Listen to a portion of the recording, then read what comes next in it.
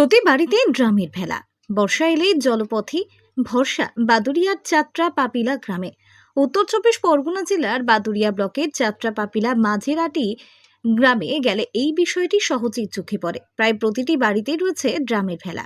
অন্য কোথাও এটি হয়তো অদ্ভুত মনে হতে পারে, কিন্তু এই গ্রামের মানুষের কাছে সেটি দৈনন্দিন জীবনের অপরিহার্য অংশ।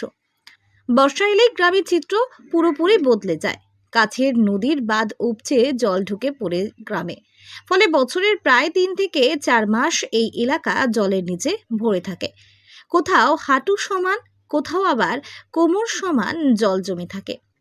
রাস্তাঘাট সবই তখন একাকার হয়ে যায় জলের সঙ্গে। এই সময় বাইক, সাইকেল বা অন্য কোনো যানবাহন চলাচল করা সম্ভব হয় না। হ্যাঁ, প্রতিটা বাড়িতে একটা করে নৌকা। হ্যাঁ, ড্রামের নৌকা।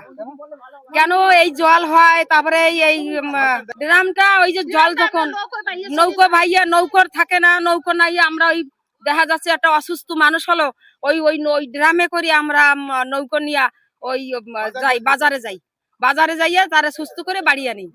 আবার সেই জলের মধ্যে আমরা থাকি, সেই অসুস্থ মানুষ নইয়া আবার যদি অসুস্থ হয়ে পড়ে আবার সেই বাজার মধ্যে যাই। হ্যাঁ, প্রতিটা বাড়ি বাড়ি আমাদের এই নৌকা, প্রতিটা বাড়ি বাড়ি। এখন জল নেই, কিন্তু আষাঢ় মাস হবে আর এই জল আর যমুনা দিয়ে ঢোকে, এই পদ্মা দিয়ে বেরোনোর কোনো কায়দা নাই। তাই গ্রামের মানুষদের একমাত্র ভরসা হয়ে ওঠে ড্রামের ভেলা এবং ছোট নৌকা। স্কুলে যাওয়া থেকে শুরু করে বাজার করা, চিকিৎসার জন্য বেরোনো বা অন্য কোথাও যাওয়া, সবই করতে হয় এই ভেলার সাহায্যে। স্থানীয়দের উদ্যোগেই তৈরি হয় এই ড্রামের ভেলা। কয়েকটি প্লাস্টিকের ড্রাম এবং কাঠের ফ্রেম দিয়ে বানানো এই ভেলাগুলোই বর্ষাকালে গ্রামের প্রধান যাতায়াতের মাধ্যম। প্রতি বাড়িতেই ড্রাম আছে। ড্রামে যাতায়াত করা হয়, রাস্তার উপর দিয়ে যাতায়াত করা হয় জলে। এই মুহূর্তে দেখুন জল শুকিয়ে গেছে, এটা আপনার অগ্রহায়ণ মাস পর্যন্ত চলে।